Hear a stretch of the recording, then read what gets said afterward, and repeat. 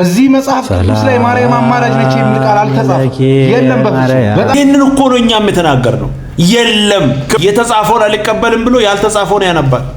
አንተ አሁን ቀጥታ ቤተ መንግስት ሂድና 4 ኪሎ ቤተ መንግስት ሂድና ቀጥታ አብይን ታገኘዋለህ። አንተ ኢትዮጵያ ቤተክርስቲያን ሆይ ከገባሽበት ጥልቅ እንቅልፍ ንቂ፣ መሪዎችሽን ፈትሻቸው። ዛሬ ነውረኛን ነገር ገንዘብ ያገኙበት እንጂ አፕሩቭ የሚያደርጉ ሰዎች አሉልን። በጎዳና ላይ ስብከቶች ምክንያት እርምጃ ሊወሰድ መሆኑን በዚህ ሰዓት ሰበር ዜና እየተሰማ ይገኛል። የአዲስ አበባ ሰው ተኝቶ ሌሊት 9 ሰዓትና 12 ሰዓት ላይ የሚሰማው ድምጽስ ያረብሻስ?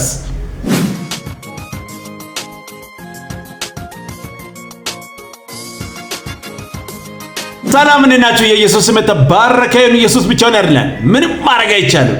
የትም እንዳትሉ ላይክ አድርጉ፣ ሰብስክራይብ አድርጉ። ስሙ ይሄንን ጉድ በትክክል ነው የምነግርህ። ይሄ መንፈስ ሲጋለጥ አይደለም ሲወድቅ ሲንኮታኮት ጠቋራባ ቡሬ ጉረኛው ሲወድቅ ግብሩ የመጀመሪያው ቡና ነው። እውነተኛ ነገር አሁን ይሄ ቡና ሰዎች የተነገራቸው ወይ ባህታውያን ሰብኳቸው ወይ ከመጽሐፍ ምናምን ይመስላል። እኔ የተለየ ነገር እነግርሃለሁ ስለ ቡና። እኔ ከማንም አይደለም ቡና የተነገረኝ ከማንም አይደለም፣ ከአማኑኤል እናት ከድንግል ማርያም ነው። ይኸው እሷ አለች። እሷን ይዘው ውሸት አይቻልም፣ መዋሸት አይቻልም። በግልጽ እመቤቴ እንደ ኃጢአቴ እንደ በደሌ ሳትቆጥር በገሃድ መጣ። ራሷ ለምን ታለቅስብኛለህ? አታልቅስብኝ አልኩህ። እቤትህ ያለውን ኮተት አውጣ። እቤትህ ያለውን ኮተት አውጥተህ ስትጨርስ የዛን ጊዜ ሰላም ታገኛለህ። ትዳርህ ሰላም ያገኛል። ልጆችህ ይድናሉ አለች። ቡና ባለመጠጣት ሰላማችሁን ጠብቁ። ኢየሱስ ያድናል። ክብር ለኢየሱስ ይሁን። እንደዚህ አዳዲስ ፍልስፍና እንሰማለን። ቅዱሱ ቃል የማይናገረውን ተረት ቤቴ መተ የአማኑኤል እናት ሰው ይመለካል ሲባል አረኛና መልክም ከኢየሱስ ውጪ ሰምታል። ቡና ሰላም ሰጪ ሆኖ ቀረ። ከዚህ በላይ የጨለማ ጉዞ የለም። ሰላማችን ኢየሱስ ነው። ኢየሱስ በሌለበት ሰላም የለም። እንኳን ቡና አንተ ራስህ ወጥተህ የትም ብትሄድ ሰላም አታገኝም። ሰላማችን ኢየሱስ ነው። ተረት ገዳይ ነው። ኑ ወደ ኢየሱስ። ኢየሱስ ብቻውን ያድናል። እንግዲህ ምንም ማድረግ አይቻልም። ሰውየንም እዚህ መጽሐፍ ቅዱስ ላይ ማርያም አማላጅ ነች የሚል ቃል አልተጻፈም። የለም በፍጹም። በጣም የሚያስደንቀው ግን ማርያምን የማያመሰግን ፍጡር ሰው አይባልም ተብሎ ግን እዚህ መጽሐፍ ቅዱስ ላይ ተጽፏል። ቅድስት ድንግል ማርያም አማላጅ ናት የሚል ቦታ አንድም የለም። ኢየሱስ ግን አማላጅ እንደሆነ መጽሐፍ አስረግጦ ይናገራል። ሮሜ 8:34፣ ዕብራውያን 7:25፣ አንደኛ ጢሞቴዎስ ምዕራፍ 2 ቁጥር 5 ይናገራል። መካከለኛ እንደሆነ አማላጅ እንደሆነ መጽሐፍ አስረግጦ ይናገራል። አንተ አሁን የለም ያልከው ትክክል ነው፣ እስማማለሁ። የለም ይሄን ነው የምናወራው። በመጽሐፍ ቅዱስ ላይ እንዳለ ምናምን የምታወሩ ሰዎች ስሙ። ይሄን በቃ የለም። ይሄ ነው እውነታው። ምንም ማድረግ አይቻልም። ክብር ለኢየሱስ ይሁን። ኢየሱስ ብቻውን ያድናል። አማላጅ እሱ ነው። መጽሐፍ ነው የምናገረው። እኛ አልጨመርንም። እየመረረን ቦርዋጥ እውነታው ይሄ። ክብር ለኢየሱስ ይሁን። ስሙኝንም አንተ አሁን ቀጥታ ቤተ መንግስት ሂድና 4 ኪሎ ቤተ መንግስት ሂድና ቀጥታ አብይን ታገኘዋለህ። አንተ ማን ነው ቅድሚያ የምታገኘው? ማንን ነው? አዳምጥ። ይሄን ብቻ ቅድሚያ የምታገኘው ማንን ነው? ቅድሚያ የምታገኘው ማንን ነው? ይሄን ብቻ መልስልኝ። ሌላው ነገር ተወው። ቅድሚያ የምታገኘው ማንን ነው? ጠቅላይ ሚኒስትሩ ቢሮ ብትሄድ 4 ኪሎ ብትሄድ ጠቅላይ ሚኒስትሩን ታገኘዋለህ ወይ? አዎ፣ ቀጥታ የምታገኘው ማንን ነው? ቀጥታ ገና ልጁ ኮንኩኝ ጠቅላይ ሚኒስትሩ ቢሮ ቀጥታ ነው ገባው። ጠቅላይ ሚኒስትሩ ቢሮ ዝም ብለህ ትገባለህ ወይ አልከኝ። አሁን እኔ ማለት ነው አሁን አንተ ያልክበትን ሞቲቭ ተረድቼዋለሁ። የቅርብ ሰዎቹ ያስፈልጉሃል ነው አይደል? እግዚአብሔርም ጋር እንደዛ ነው አይደል የምትለው አንተ? እሺ እኔ ደግሞ ንገረኝ። አሁን እኔ የእግዚአብሔር ልጅ ማንንም አልጠይቅም። እግዚአብሔር ጋር ለመሄድ በኢየሱስ ክርስቶስ በኩል በራሱ በእግዚአብሔር ወልድ በኩል ወደ እግዚአብሔር ያደርሳል። አብ የምትደርሰው ግን ንጹህ ስትሆን ብቻ ነው። ንጹህ ሆኛለሁ። ለማን ጻድቅ ነኝ ነው አይደል? ፍጹም ነህ አይደል? ጻድቅ ነኝ ነው። አንተ ኃጢአት አልሰራም ነው እያልክ ያለው። ፍጹም ነህ አይደለም? ጻድቅ ነኝ። ኃጢአት ብሰራ ነው ሁሉ ኃጢአትን ሰርተዋል፣ የእግዚአብሔርም ክብር ጎድሏቸዋል አይደል? መጽሐፍ ሐሳቡን ሰርተዋል፣ የእግዚአብሔርም ክብር ጎድሏቸዋል ይላል አይደል? ስለዚህ እኛ ይኸውልህ በበደላችንና በኃጢአታችን ከፍጥረታችን የቁጣ ልጆች ነበርን። ግን አሁን በኢየሱስ ክርስቶስ በኩል ሁሉ ኃጢአትን ሰርተዋል የእግዚአብሔርን ክብር ጎድሏቸዋል ይልና ነገር ግን እንዲያው በጸጋው ይጸድቃሉ ይላል። ስማ ነገር ግን እንዲያው በጸጋው ይጸድቃሉ በኢየሱስ ክርስቶስ የሚያምኑ ማለት ነው። እውነት እኮ ነው። ክብር ለኢየሱስ ይሁን። ይሄንን ትምህርት እየጠጣ ነው ያደገው። እግዚአብሔርን እንደ ገዳይ እንደ አጥፊ ከዛ በሰው በኩል እንደዚህ በሽማግሌ ምናምን ሶስተኛ ወገን ምናምን። ክብር ለኢየሱስ ይሁን። የቁጣ ልጆች ነበር። ትክክል እኮ በኢየሱስ በኩል ግን የዘላለምን ሕይወት አግኝተናል። የእግዚአብሔር ልጆች ሆነናል። አቤት አቤት አቤት! ወንድሜ ወደ ኢየሱስ ና። አንዳንዶች ሳያውቁ ቀርቶ አይደለም በአንተና በእግዚአብሔር መካከል እኔ ያለው እያሉ የራሳቸውን ጥቅም ለማስከበር የሚሰሩት ስራ ነው። መጽሐፍ ሲናገር እንዲህ ብሎ ይናገራል። ዮሐንስ ወንጌል ምዕራፍ 1 ቁጥር 12 ለተቀበሉ ሁሉ ግን በስሙ ለሚያምኑት ለእነርሱ የእግዚአብሔር ልጆች የሆኑ ዘንድ ስልጣን ሰጣቸው። ይህንን ስልጣን እንዳትጠቀም ነው የሚፈልጉት። በእነሱ በኩል በሶስተኛ ወገን የተወጋዩን እንደዚህ አይነት ክፉ መንፈስ ኧረ ኢየሱስ ብቻውን ያድናል፣ ኑ ወደ ኢየሱስ። እንደዚህ አይነት የግምትና የጨለማ ጉዞ ያበቃል። ስልጣን ተሰጥቶናል። ክብር ለኢየሱስ ይሁን። ኑ ወደ ኢየሱስ። ኢየሱስ ብቻውን ያድናል። ምንም ማድረግ አይቻልም። ስወይንን በጎዳና ላይ ስብከቶች ምክንያት እርምጃ ሊወሰድ መሆኑን በዚህ ሰዓት ሰበር ዜና እየተሰማ ይገኛል። የአዲስ አበባ አካባቢ ጥበቃ ባለስልጣን እንዳወጣው መረጃ ከሆነም እንግዲህ በጎዳና ላይ የሚደረጉ ስብከቶች በአካባቢው ነዋሪዎች ላይ እንዲሁም ደግሞ በተገልጋዮች ላይ ከፍተኛ የሆነ የድምጽ ረብሻን እያደረገ ይገኛል። በዚህ ምክንያትም እንግዲህ ይህንን ድርጊት የሚፈጽሙ በጎዳና ላይ ስብከት እንዲሁም ደግሞ የተለያዩ ነገሮችን የሚያደርጉ ድምጽን ከመጠን በላይ በመክፈት እንዲሁም ደግሞ ድምጽን በማሰማት የሚሰብኩ እንዲሁም ደግሞ የተለያዩ ድርጊቶችን የሚፈጽሙ ሰዎች ላይ እርምጃ ሊወስድ መሆኑን ነው እያሳወቀ የሚገኘው። ጌታን ለኔ ግራ ግብት ስላለኝ ነው ይሄንን ጥያቄ ማነሳው። ለመንግስት መታዘዝ እንዳለብኝ አውቃለሁ። መጽሐፍ ቅዱስ ይሄንን ይናገራል፣ እኔም እቀበላለሁ። ግን አንድ ጥያቄ አለኝ።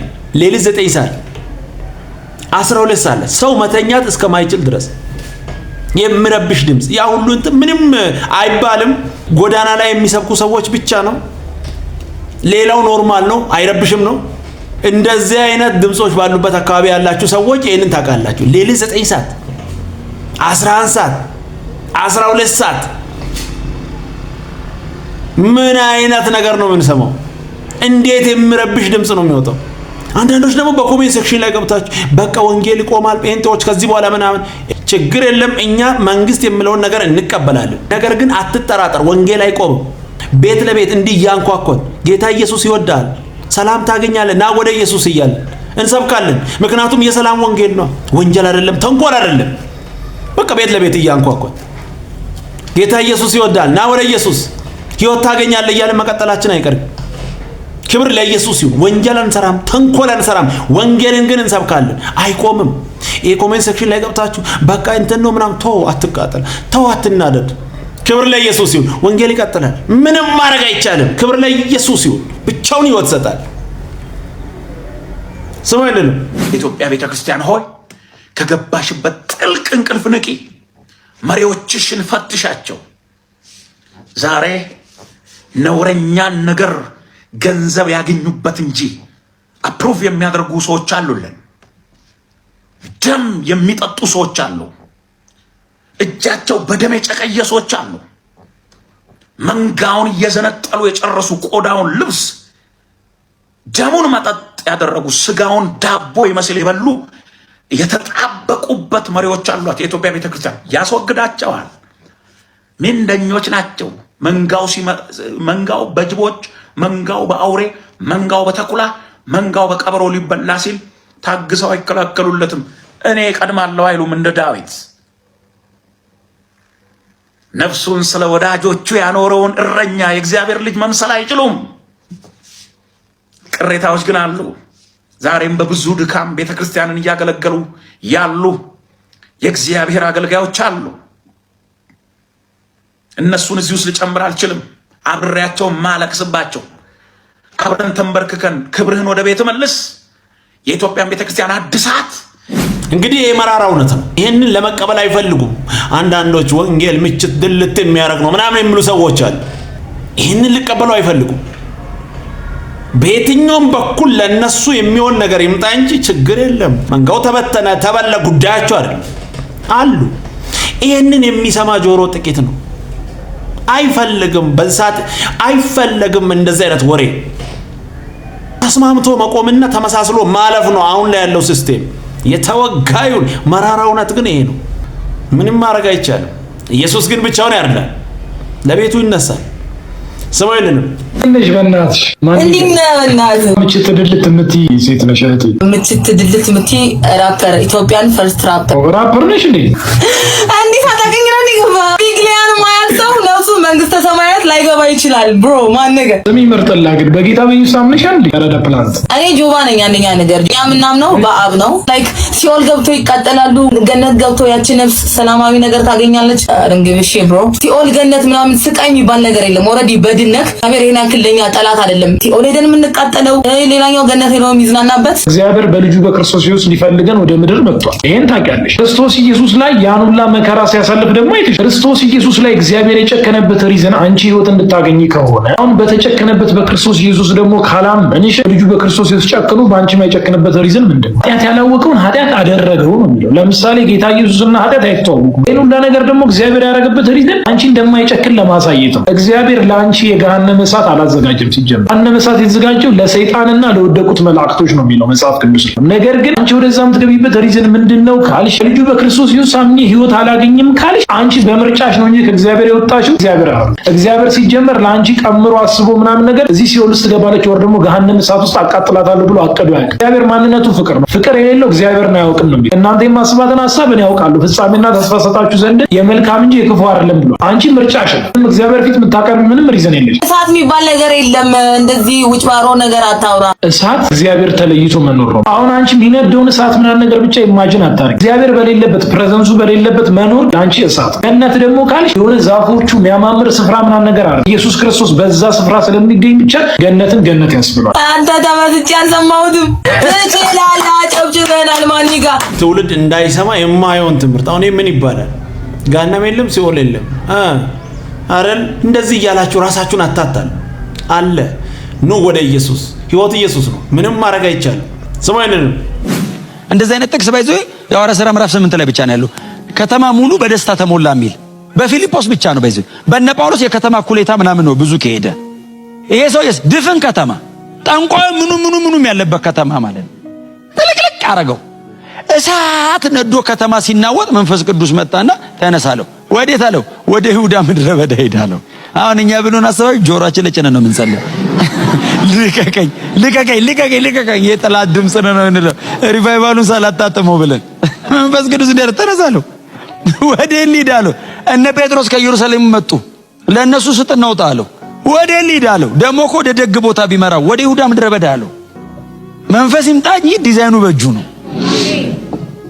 ከጦፈ ሪቫይቫል ወደ ምድረ በዳ ከመራ ተለማምደ ማታቀው ሊያለማመድ ነው እንጂ ወደ ችግር እየወሰደ አይደለም። አትጠራጠር፣ እግዚአብሔር ይወድሃል።